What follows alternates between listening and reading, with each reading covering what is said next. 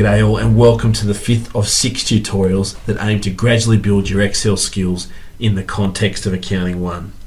In this brief tutorial, we're going to be using a lot of the key skills learned in the previous 4 tutorials to undertake cost volume profit analysis, or CVP. CVP is covered over 2 weeks in topic 7, so before going any further, make sure you've read the study guide and its related textbook references up to and including page 56. In fact, the study guide undertakes a bit of an intro into calculating total costs on page 50, so I'll let you work through that on your own. Where I'd like to make a start is with break-even analysis for a single product. You can see that I've got some key information in the yellow box, which we'll manipulate later.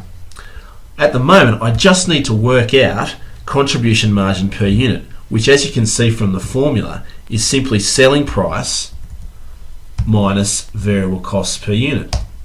And we've got $30 there. Okay, let's work out the break even for a single product, in this case widgets. It's simply a matter of dividing fixed costs at B7 by contribution margin per unit at C10. And you can see the answer there at C13. Based on current information, Dodgy Brothers would therefore need to make 3,000 widgets in order to break even. From there, it's a pretty simple step to work out the number of units required for a given expected profit. All we do at C14 is to add the expected profit at B6 to fixed costs at B7 and then divide again by contribution margin per unit.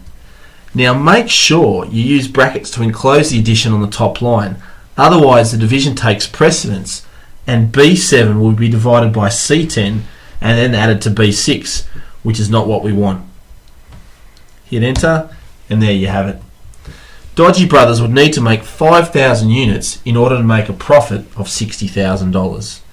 Now before moving on, have a go at manipulating the fixed costs, selling price or variable cost per unit to see what it does to your break even. We can use a lot of the same approaches when it comes to working out the break even for multiple products. Instead of one product, Dodgy Brothers now has 3. And we can copy a cross formula we use for calculations in single product break even in the usual way. Note that I've placed absolute values around the cell references for fixed costs and expected profit to ensure we copy the right cells across. And there you have it. Before we can work out break even, we need to work out weighted average contribution, or WACM, and to do that we first need to work out the sales mix. It's simply the annual sales volume for each product on row 8 divided by total sales volumes. To do that, we use absolute values for the sum function, like so. C8 all the way across to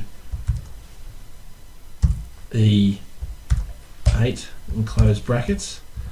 And we do that to ensure that when we drag the formula across, we're picking up the right cells, like so, and you can see the splits there, and we've got the percentages in place.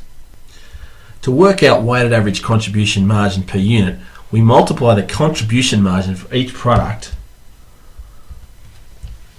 by the sales mix for that product. Click and drag across to copy the cells, and we total that up to get $24.63. All that's left is to divide fixed costs by that number, so simply B7 divided by F17. And so there we have it. To break even with the 3 products and the current sales mix, Dodgy Brothers needs to make and sell 3,655 units. There are more calculations in this topic, but they all stem from the ones I've already done, and so I'll leave you to cover those. Once again, don't forget to play around with the data in the yellow square to see the impact on break even. Okay, that's it for now. Next time, and for the last time, we'll be applying all the things we've covered to undertake inventory costing. Till then, all the best.